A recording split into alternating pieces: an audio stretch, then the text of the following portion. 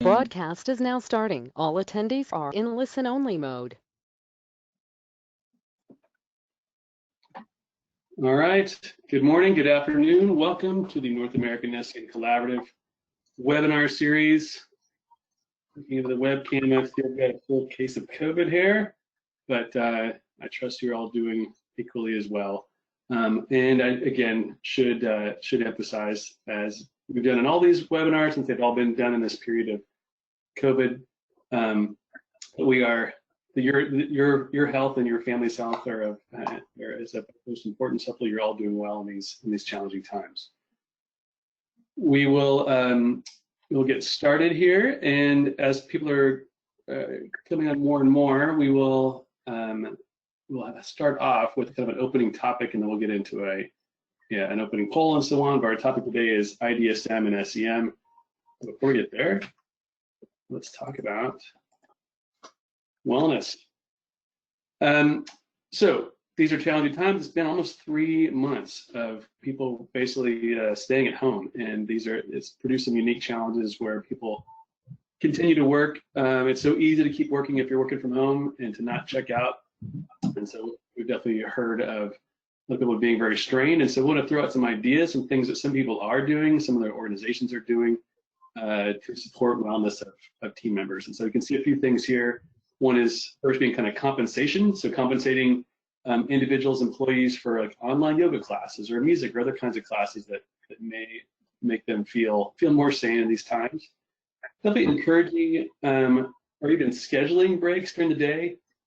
There's a book called When by Daniel Pink. If you've heard of his books, they're usually pretty great, interesting books. This book on When talks about the importance of breaks, including even taking afternoon nap breaks and how to go about scheduling these and to make them very, I guess I'd say, to keep you minimally groggy, to support your alignment to when you're most needing that type of recharge. So those breaks would be vital. And then lastly, I know a lot of folks have been using webcams, maybe doing daily standing huddles, some ways to kind of maintain communication with your team. So encouraging as much of that as possible.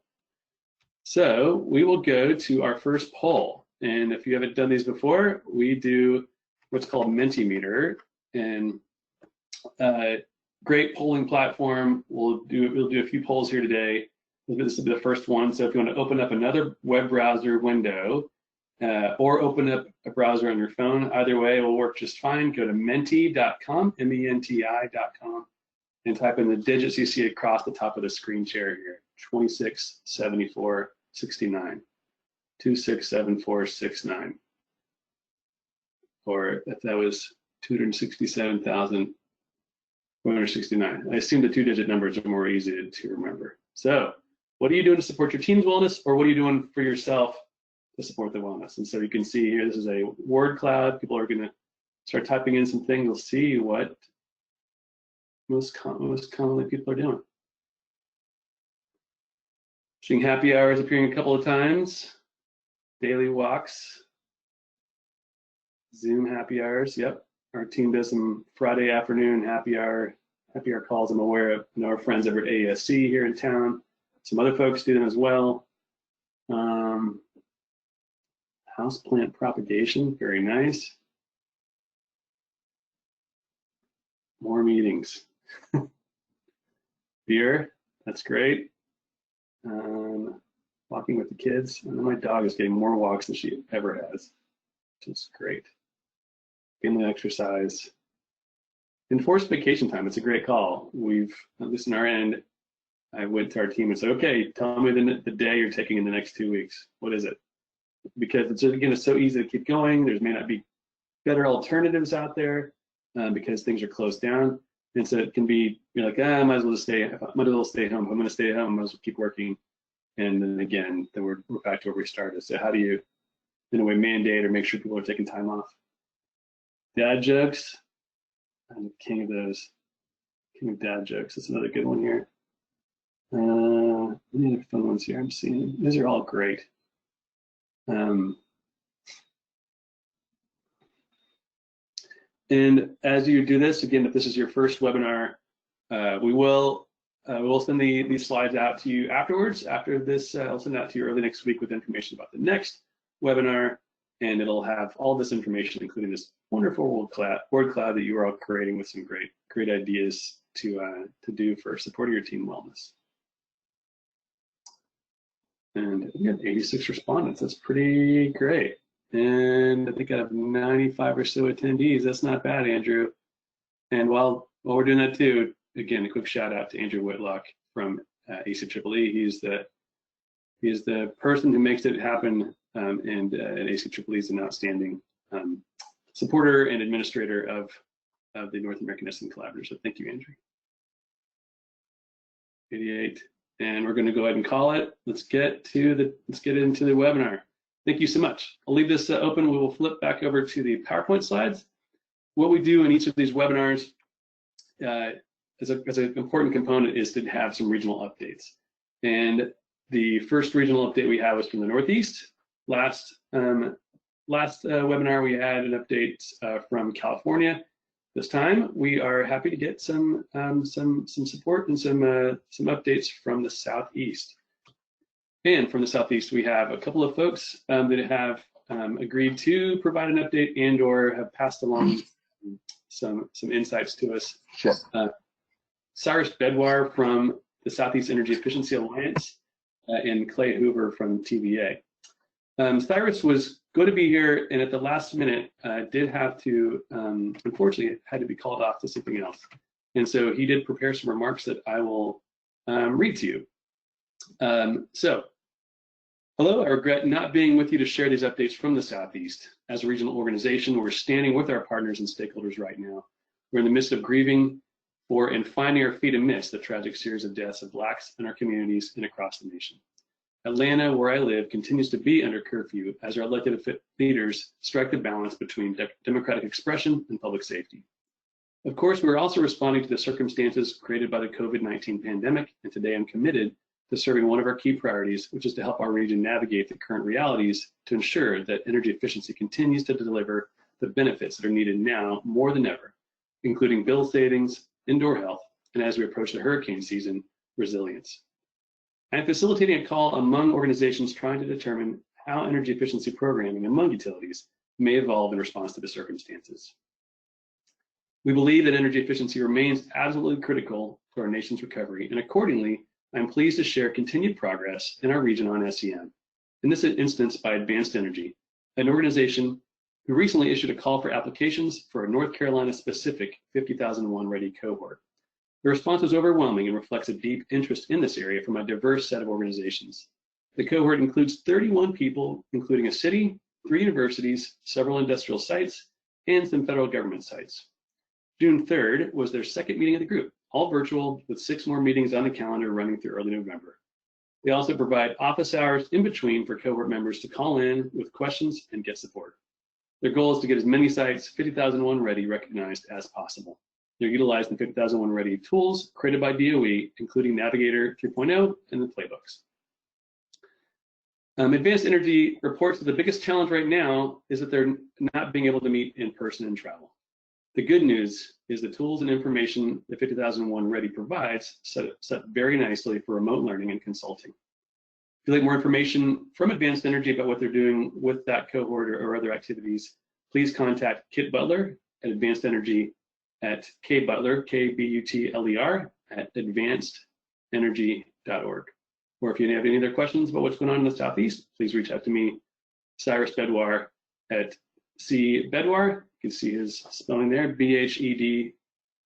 C-B-H-E-D-W-A-R at SEE Alliance.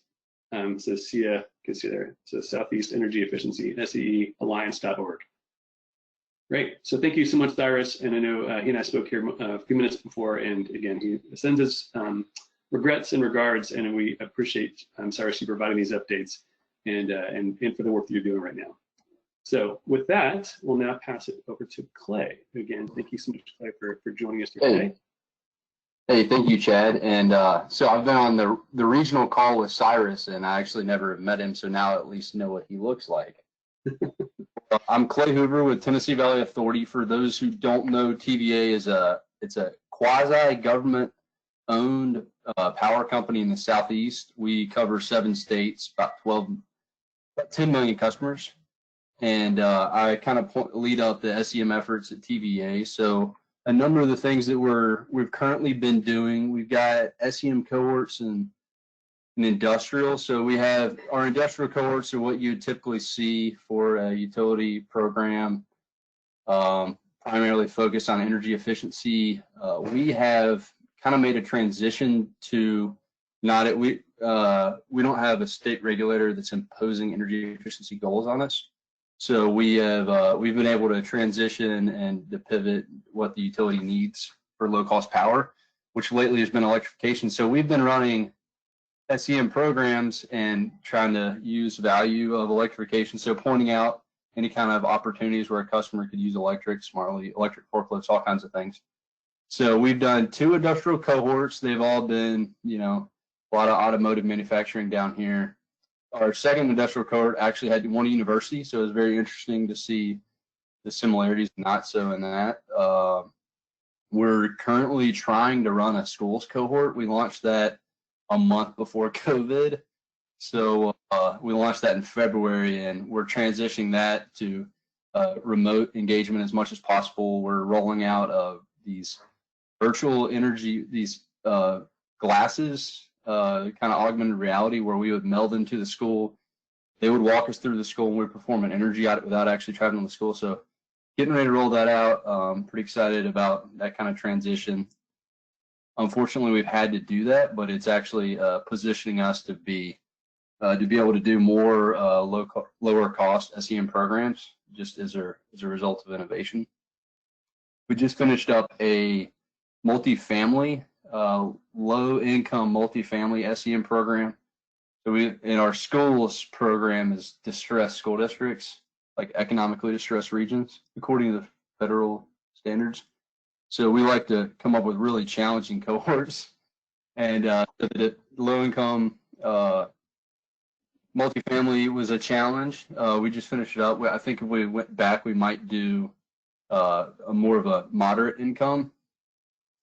And then we just actually led one of our power plants through 50,001 Ready. So in January, we had the first power plant in the country to receive DOE 50,001 Ready recognition. It's a Magnolia plant in North Mississippi. It's a combined cycle gas plant. So it's really cool for me to be able to leverage the industrial and SEM experience with our customers and help one of our power plants go through that process.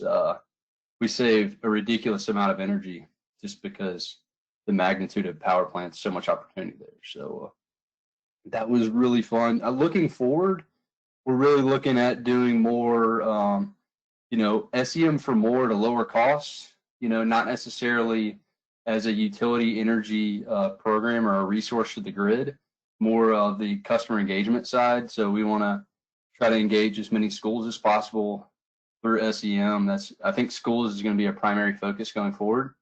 And I think we're going to look to support our industrial customers lighter with more like 50,001 Ready support and try to help them on that journey as well. So sorry, I didn't follow the exact guide there, but I think that's kind of great what we have going on at TVA. Well, thank you so much, Clay, and definitely hearing about TVA over the years, and I'm a Northwest person myself, and so we have our analogous organization, which would be Bonneville BPA, and which has also done some amazing things, but definitely hearing a lot of great stuff about TVA over the years, and it's great to see a lot of the progress TVA has made in the last few years, and how, addressing low-income multifamily, and doing it in power plant, which I can imagine you get a lot of culture change to get over with a lot of the folks inside the power plant, I assume.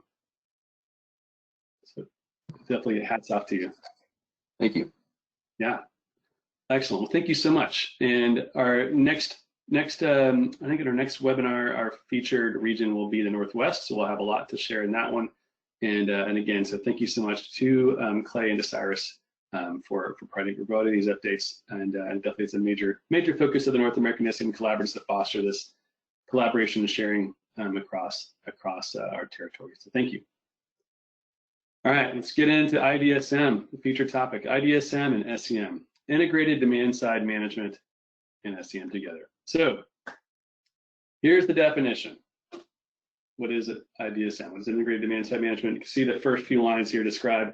This is exactly what I pulled out of my ASP Fundamentals of Demand Side Management training class, trained by Sami Khawaja, who's the founder of Quantec, which became a part of Cadmus, one of the leading evaluation firms up there, and Bill LeBlanc, who is from eSource and is probably our most famous, I would say, non-professional stand-up comedian in our energy efficiency ranks. I should call that Steve Martin, though, from Cascade Energy, as Steve Martin is his real name. Steve Martin from Cascade Energy, who's also a part-time stand-up comic. But having a class with these two trainers a number of years ago, I was in that class and it was really great. But I guess the one things to call out here, as far as what DSM, manipulations of load shape, load being on the customer end, the whole shape itself. So not only the shape, but the content that's happening inside of that line. So energy efficiency, conservation, and DR being the main things that are happening within that. And at least according to that manual, according to that class, those EE, efficiency, DR, and conservation would all be components of DSM. So definitely in different states that may be different, some or different areas. Some people just say DSM is just utility energy efficiency and that's it and nothing else. Some do include DR in it. And so to kind of walk you through that, made a little handy Venn diagram here. On the right side, we'll have some what these acronyms all stand for. So is DSM only energy efficiency and then reducing kilowatts as a kind of a side benefit of that, beneficiary of that reducing energy, of making things more efficient? Or is DR included within that? Perhaps, maybe actually then so actively reducing peak at certain given times and in response to those things.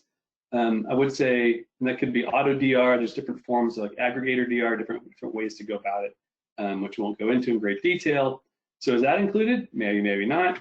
Okay, well then while we're at it, what about energy management information systems or demand response automation servers, bringing those together?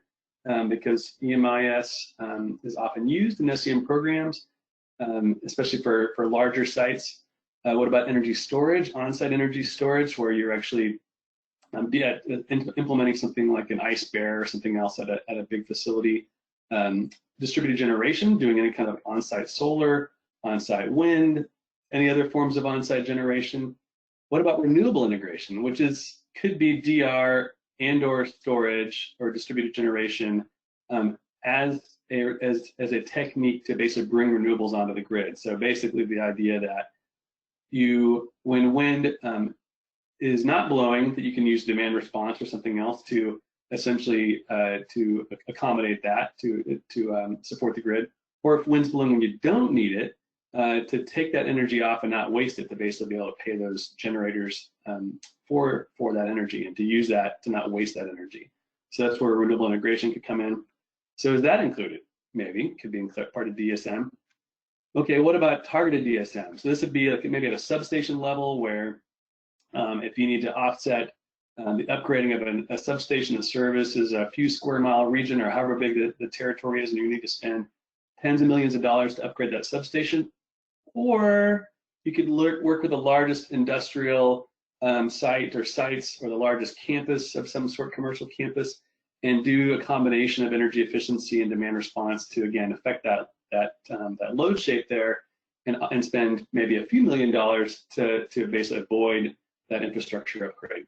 So maybe is that included? Or another grid level thing, which would be, AMI, AMR, so advanced metering infrastructure, like the having essentially better data out there on the grid. Is that included? Because that can be a powerful tool, and is a part of that, or is that something for the power people? Is it not a part of what we're talking about? And even getting a little further out there about combined heat and power. Is that in there? Is that not? Some programs have it, some don't.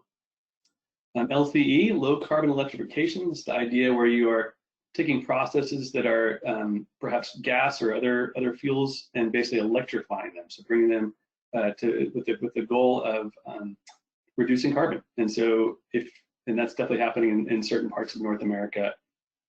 So which of these is it? And I would say could be any. They're definitely depending on, I guess I would say, depending on your background, you may say, well, no, DSM is only this one. It's only energy efficiency. It's nothing else.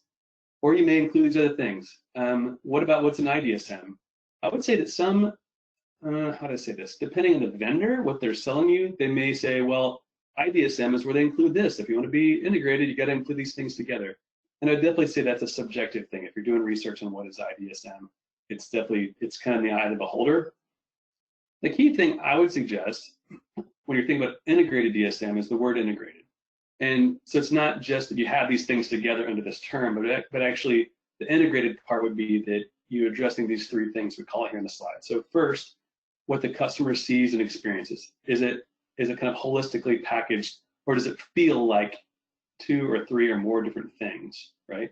Second, are the program goals aligned, or are they actually competing with each other? Is the DR program is a part of the power department, and efficiency is over here, and they are not in the same group. In fact, we talked about energy efficiency, or SEM as a platform, SEM as an umbrella. You might have the customer service team is over here as well, so you could have different goals within one utility. It might be a single fuel utility. So if these goals are not aligned, it can definitely create, again, a different experience or even kind of competition within one organization. And so how to make sure those are aligned. And then thirdly, kind of optimizing the cost effectiveness. So this could be a few different things. It could be a bundling of measures together. So you've got energy efficiency combined with some peak demand, types of measures, maybe some using generation in there and kind of bringing these together. And so again, they're not competing with each other, but combined together, and with that total cost, if the different elements are brought together correctly, then you could have a more cost-effective overall program or set of programs. So that's really what IDSM should be doing. And again, if you're doing real research on what it basically should be, that's what you'll find. So we sent the survey out. We had a good number of responses from folks, and so thank you all for taking the time to respond to that. And we'll go into some of the results. The first question was a pretty core question, was really just to kind of understand what the stage was, understand what's happening out there. And so we basically asked, what is your program, or if you're a consultant, you're kind of the main program you work with, what are they doing? Does your program have these things, or your utility have these things? And so you can see this across this. Again, want to emphasize, I will provide this slide deck to you, and so you can study this to your heart's desire. But this has the good level of detail. So I should call out too, it's a good time to call it out, is to say, whatever is in that Venn diagram of IDSM, it doesn't mean you should do all these things. If, especially in your role, probably affiliated with your SEM program, that definitely if your utility wants to get into DER or low carbon electrification or storage or whatever the thing is, that's a big question, and it definitely is subjective based upon what your generation mix is, what weather region you're a part of, what your customers and stakeholders want. All those things can drive where you should be. Again, so there's no judgment cast, if you will, on anything about this diagram or really any part of this presentation. This is all about how you bring these things together. So, but how do you interpret all of this information here? So you can see at the bottom we have the color coded from not having to the dark blue to slowly developing, deploying soon to having right now. So let's look at a couple of topics over here. For example, things that have all 4 of these things addressed. Low carbon electrification, you can see a general shape here, and targeted DSM, you can see how the colors kind of play out there. And so again, just to show you how to read this. Still, it's hard to take this and really be able to prioritize and say, where are things right now, and how does the market look, at least with this relatively small response set. And so by putting some basic scores, I put a 0 for anyone that responded that they don't have something, and then put a 1, 2, or 3 for slowly developing, deploying soon, or have now, and then added those up, and we get this handy dandy conditionally formatted white to red set of numbers across the top. So you can see here that reducing kilowatts from energy efficiency as a kind of a benefit from reducing energy efficiency is the top thing happening, across the board. Targeted DSM, I'm surprised, is actually that's the second highest rated thing or component. A couple others to call out: on-site solar, they're at 43. You can see low carbon electrification as well as AMI, AMR, and reducing peak kilowatts, not just kilowatts at any time, but kilowatts during peak times. Those are all in the mix of things that are happening pretty frequently. It's still, I should call out that it's still not there's still some things to kind of miss in that. So just by kind of applying that basic number, because so for example, let's see, so targeted DSM actually has a higher number than on-site solar. So targeted DSM of 46 has a higher number than 43, but you can see the shapes of targeted DSM over here. In targeted solar has nothing being deployed soon. There's a lot of folks that have it now, and some folks are slowly developing, but it's definitely a gap here versus targeted DSM, lower now, but a lot more coming on soon. Just to give you an idea, so not all these numbers are the same, and so again, both can be valuable to think about. I've put some circles around here to kind of see, to focus your eyes on some of the big peaks, the ones that are higher in general. So please, again, this is just a general current high level kind of observation about what's going on from the respondents, and so please don't try to claim savings from this or take it to your regulator and do something, or hand it to your parents, your children, to try to impress them with some of the cool data going on. So let's go to some other responses. We asked, how do you integrate approaches, kind of IDSM types of approaches across multiple program types or approaches here? And so there's a few questions, a few options here. These are kind of SEM related, and then these top three, and then the rest are kind of that are more could apply to other types of programs, like custom or prescriptive types of programs. And so you can see here, combined audits was the most common one. So that would be the idea that when doing an audit of a facility, you'd be looking for not just for energy efficiency opportunities, but you'd also be looking for peak demand opportunities, or perhaps opportunities for on-site storage or on-site generation, those kinds of things. And so you're not having just one audit per program type, but you've like one person that may be finding different things and not only tasked to stay within their lane.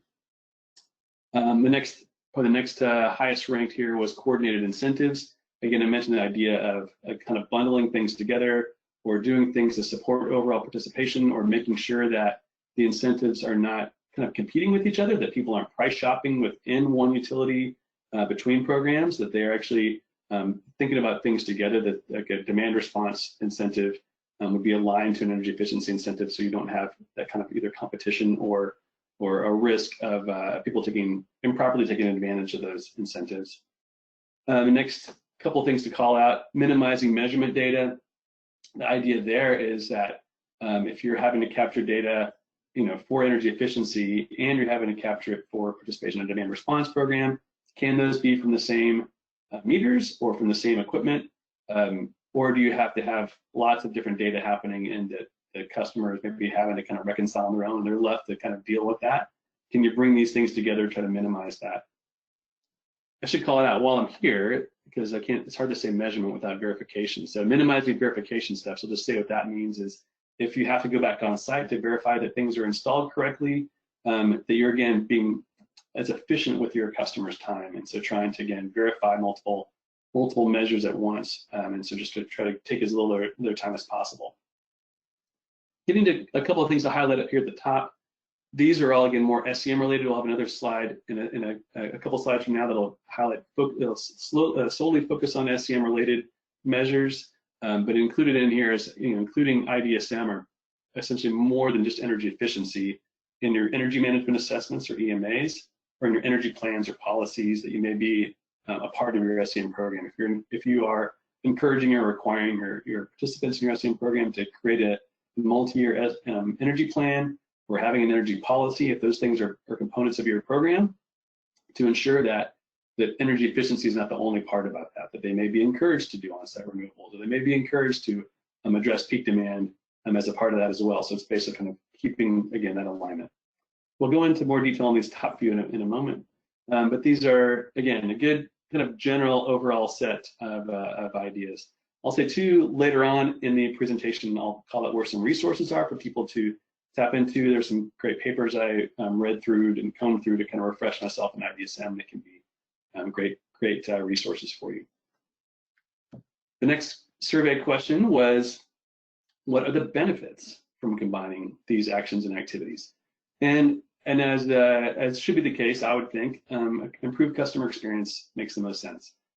If you've been around our business for a long enough period of time, you've definitely heard the stories where in talking to customers, they say, oh, we've got our account manager, we may have our SEM coach, we have the person a part of the custom program, we may have the lighting rep, we may also the lighting program rep person, we may have people from the demand response program or from a demand response provider, all these different people, and it can create, again, either confusion or just take up a lot more of their time. How can we bring these things together and create kind of a more holistic, generally, better customer experience?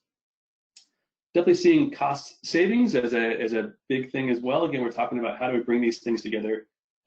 Cost savings, this could be at the program levels. Can we, again, optimize things together, but also then more for the customers too. If they're addressing their efficiency and their power, their power charges and so on, then that could be a very positive thing. And if it makes sense for them to generate on-site or participate in other utility program offerings, such as on-site generation or other types of things, then great. But definitely seen a few other things here about improved reliability and power quality. Can be a huge benefit, as well as the electrical infrastructure need, which again I mentioned before, could be an outcome of a targeted DSM program or the types of offerings.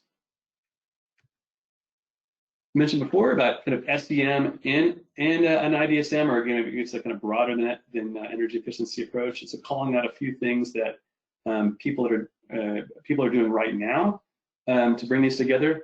The biggest winner is the opportunity register. So again, if you're not as familiar with SEM programs, the opportunity register is the project to-do list, the project tracker, where opportunities that are maybe identified down here in treasure hunts are captured, as well as other types of opportunities that the customer is then adding to and tracking on and communicating into their own organization about where they need help on to get certain projects to go forward.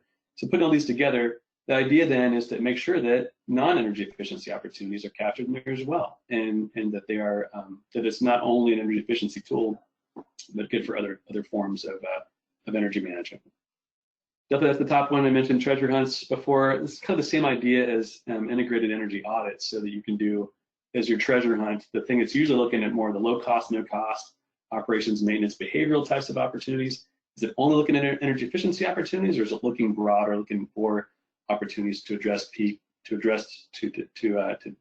undertake storage or on-site generation or other types of things? So putting all that here, and for the things that just describe, again, more integrating, for example, the one that was done the least so far, but I'll just mention it, bringing in program people from the demand side, from your demand response program or from other program folks to train and or at least to attend your SEM workshops.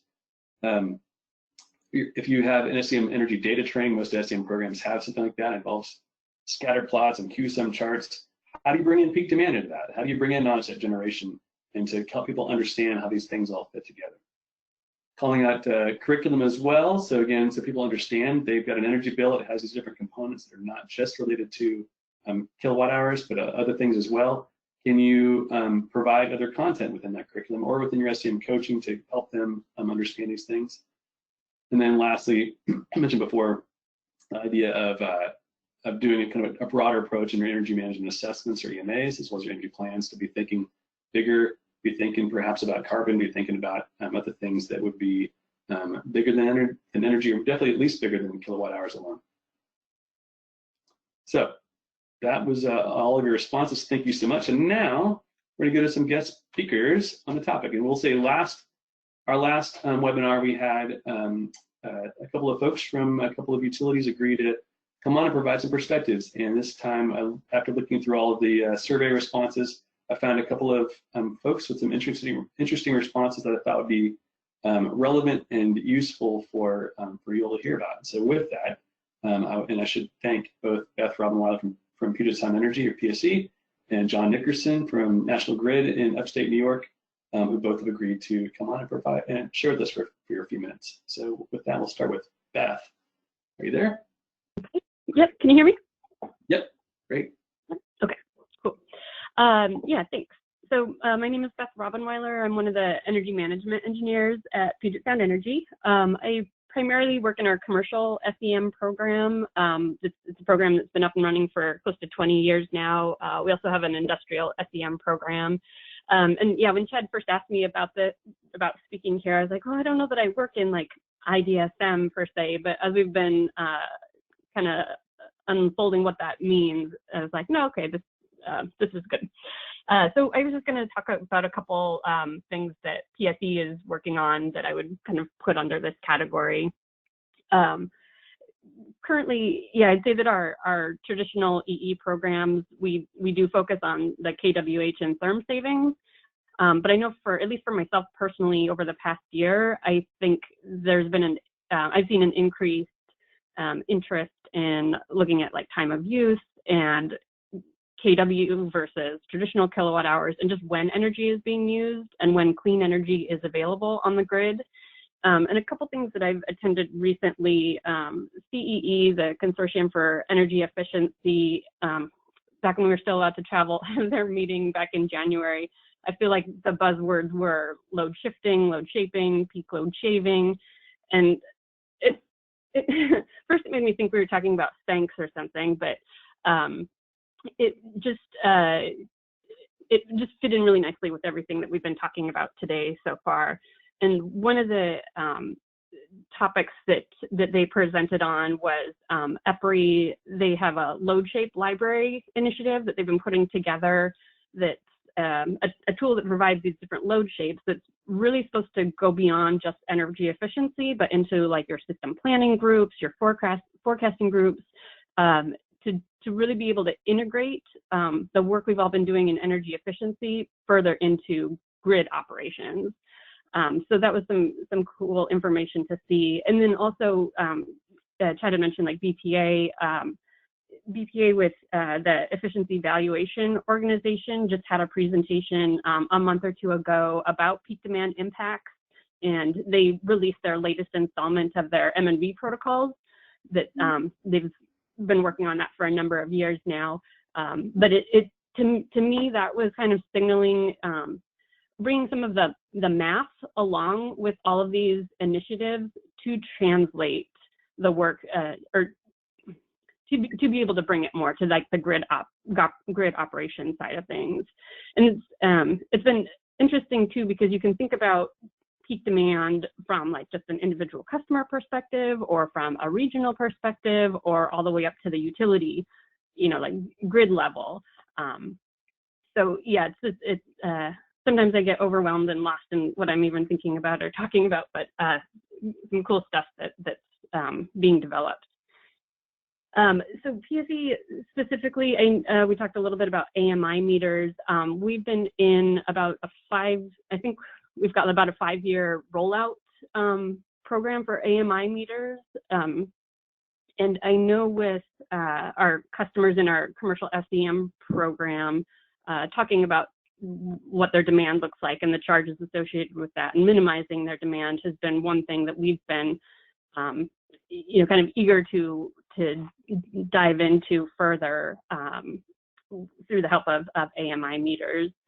So from that perspective, I guess I'd say that PSE, we're slowly progressing in that area. Not sure exactly how we're going to, how data will be able to come to us and stuff, but I see some real potential with that. Also within our energy efficiency organization, for about the last year and a half, we've had a couple folks working on some targeted DSM initiatives. We have a couple. There were 2 areas that were identified in our territory that had constraints. I think one of them was just a straight capacity issue, and I think the other one was more around some reliability issues. But they have been investigating some different like time of use options and different approaches around kind of getting the whole area involved, like everybody doing a small part versus, going to a couple of the big energy users and seeing how to work with just a couple folks directly.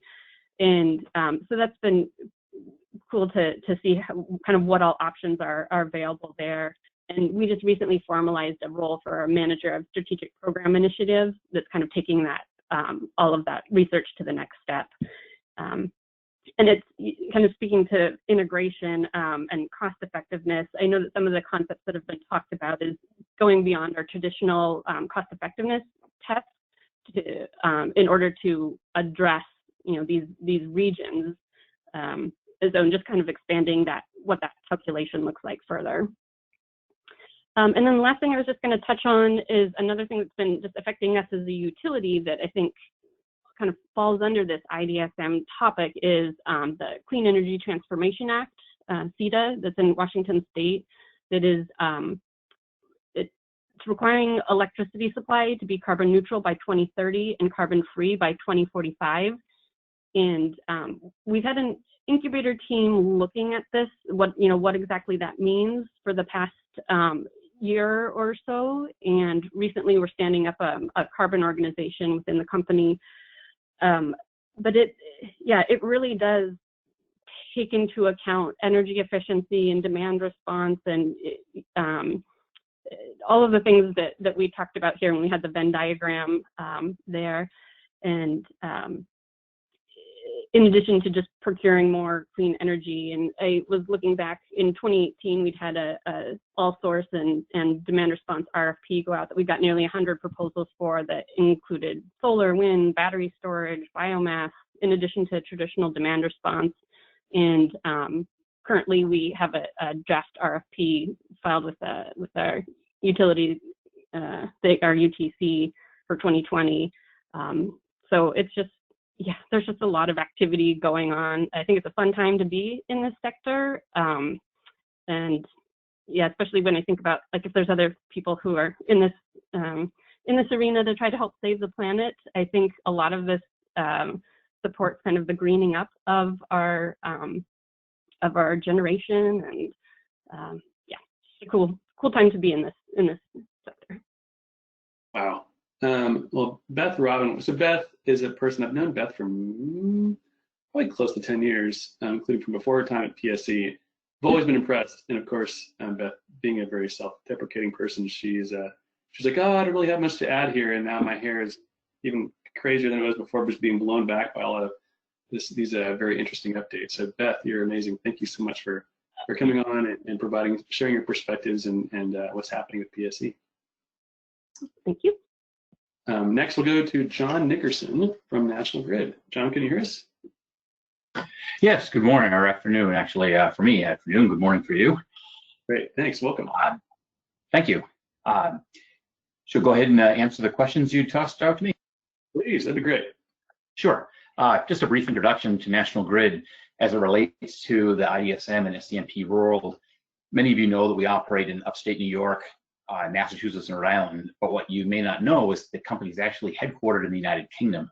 That's important because a lot of the more progressive positions that European companies often hold can be a very positive influence in the US-based operations and the companies here.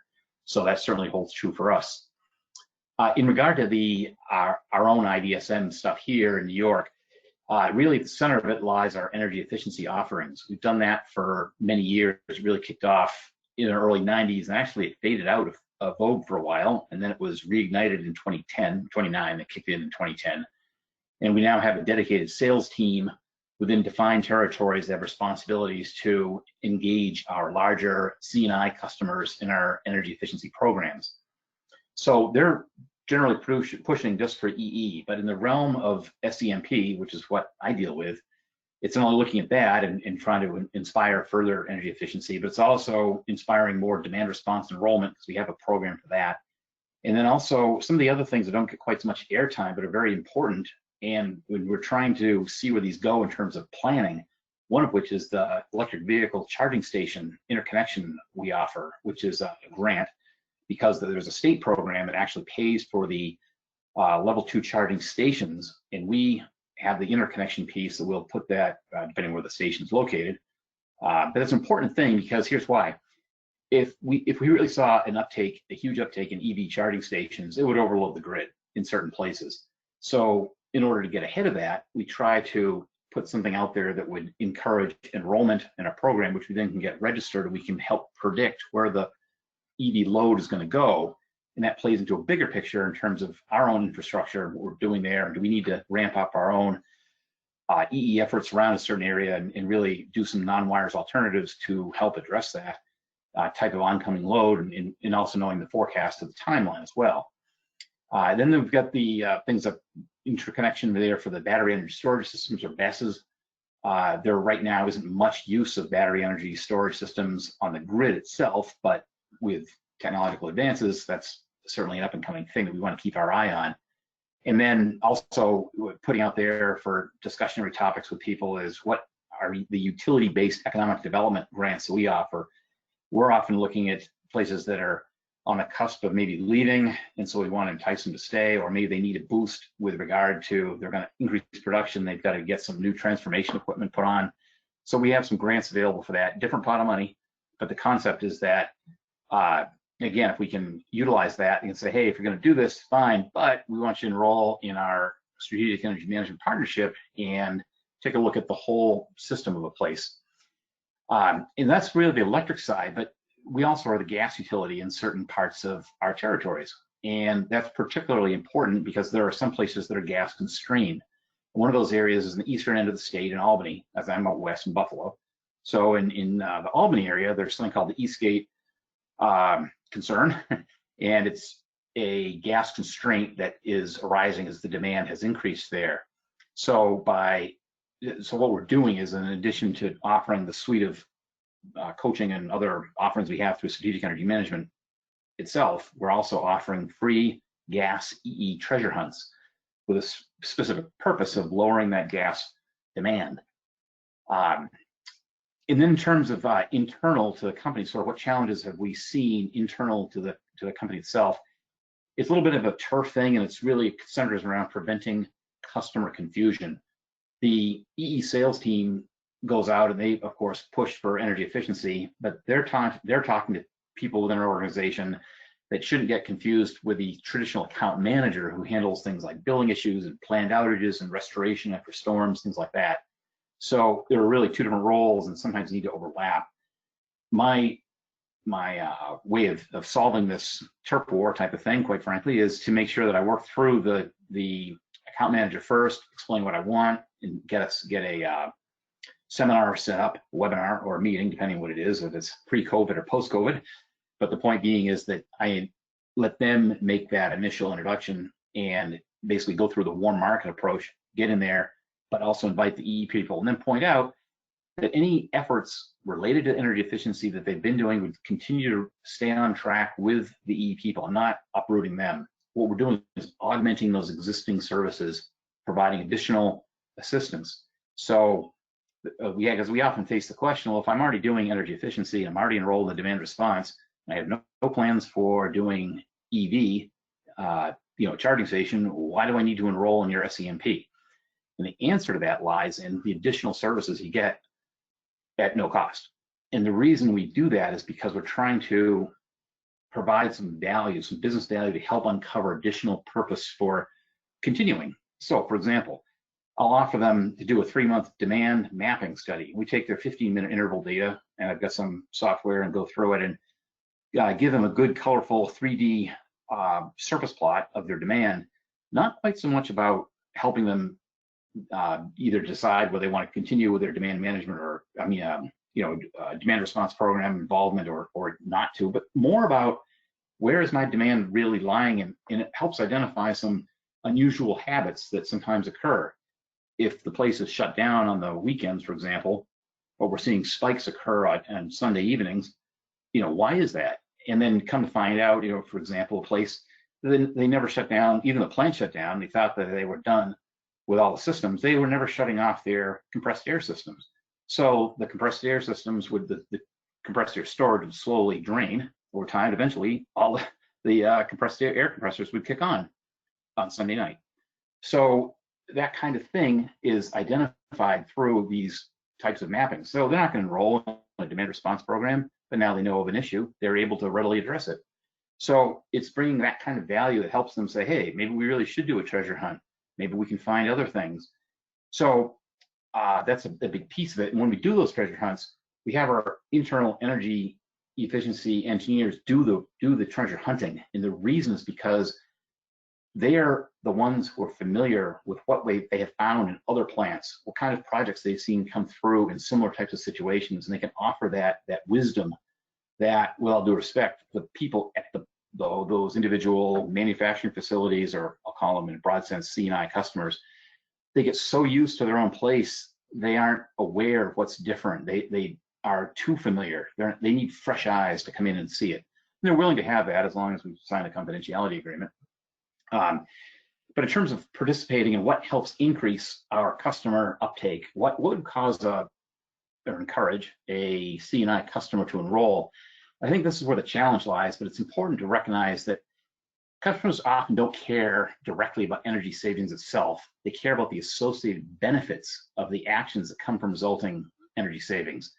So pandemic or no pandemic, if you do your research, you find out ahead of time what is motivating those customers to do whatever they do, and what are some of the fringe motivations that result in something that is a huge deal to them, that isn't really in the context of, hey, I'm going to save some kWh.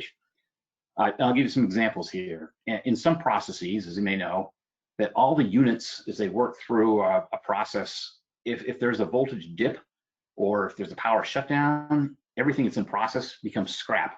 And a good example of that is, we have some automotive here in engine manufacturing.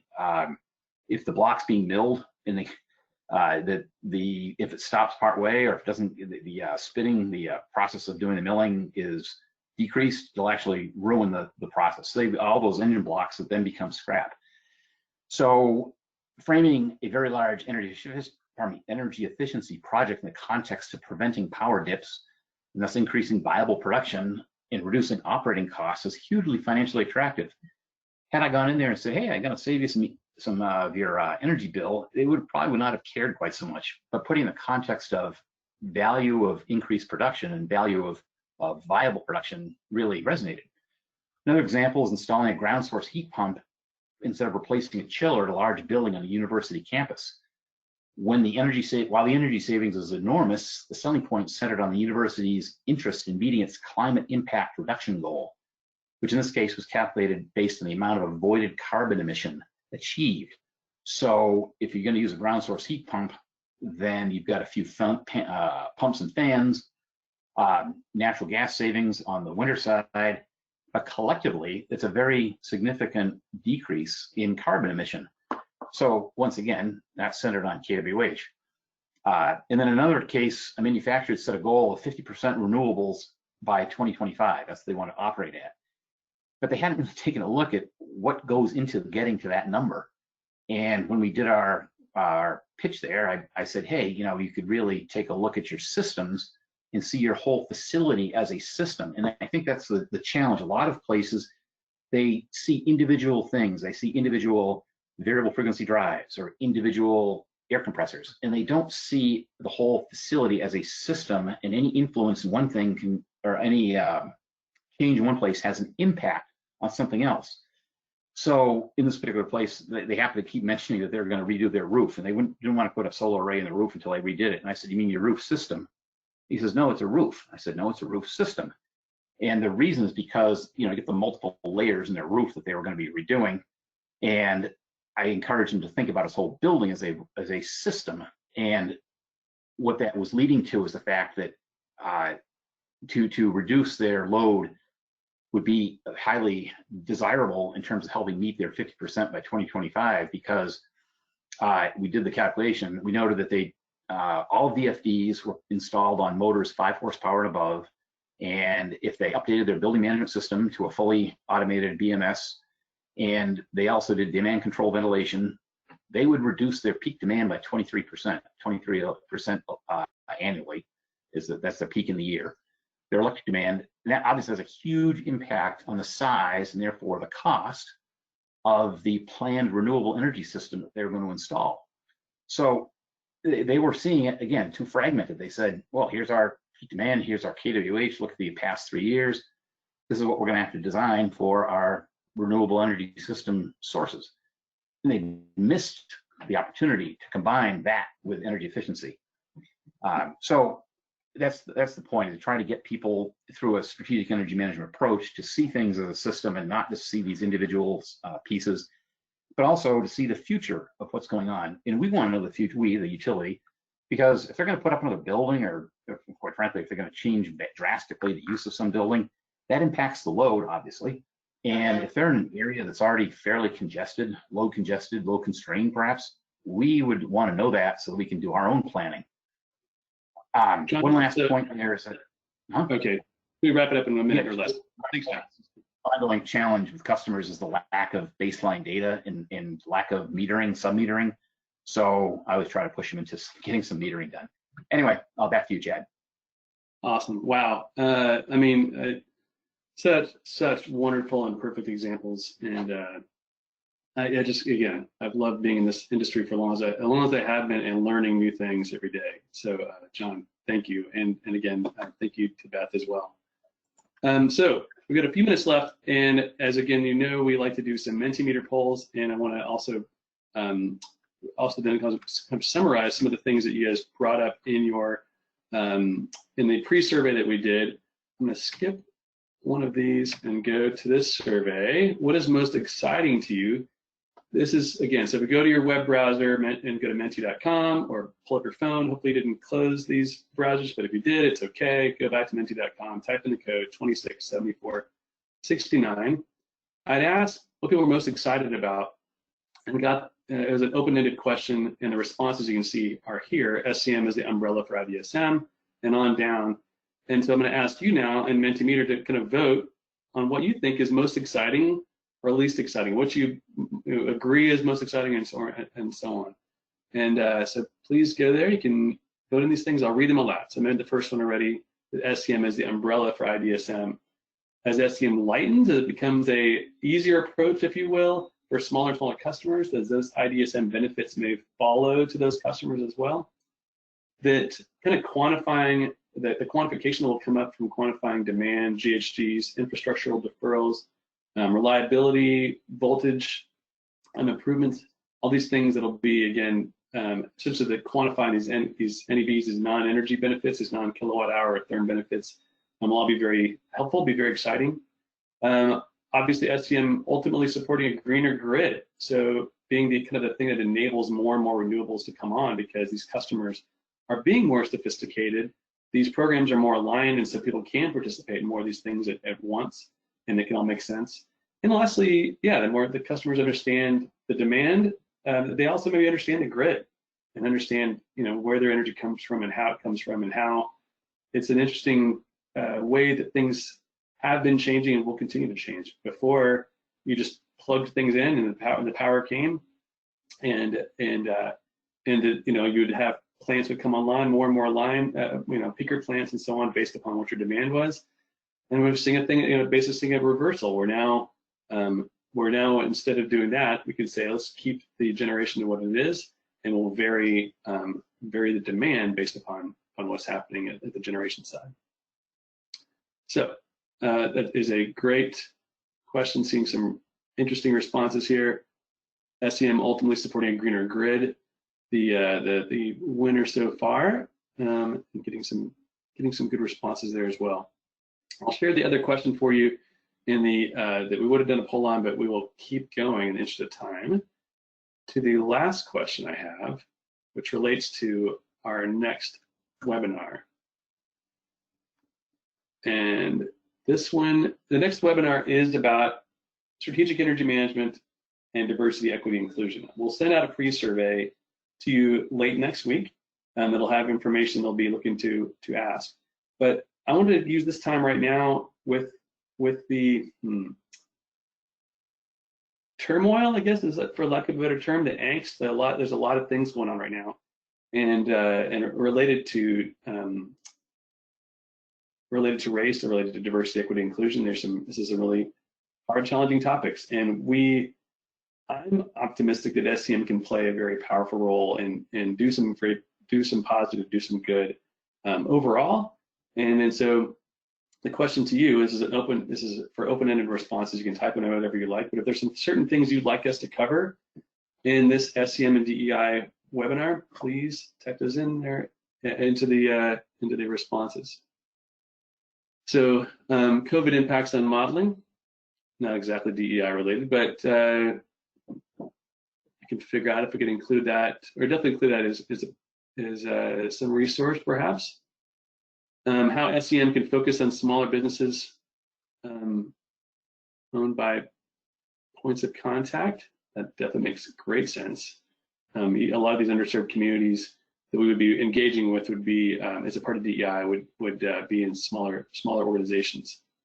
How are other organizations thinking about DEI, or defining DEI? Oh, POC, people of color, thank you. SEM for low-income customers, that's great. We'll learn about diverse workforce development, that's wonderful. Definitely, we've been exploring using internships as a part of some SEM programs, and can we make sure that we're getting as much of using those to reach out, for example, to multicultural associations within colleges to educate them on how they can get involved and learn more about SEM or about the energy management field. How to get more at-risk engaged in solutions, internships to support a diverse workforce, smaller customers in economically challenged areas, a diverse spend, diversifying the spend of your programs, that's great. The role of SEM in supporting renewal, revitalization of underserved and neglected communities. There's a few others there. I'll let this poll stay open so you can put some more responses in. While that's coming in, we'll flip back over to wrap up this webinar. And again, I want to thank you all for your participation. And I'll go ahead to a few things. Again, we'll provide some resources to you. The next webinar is on DEI. It's on Tuesday, July 7th. We'll have information coming, as well as a few other things are happening as well. But I would like to pass it over to our chair, Wendy Gibson. Wendy, are you there? If she's muted, Wendy.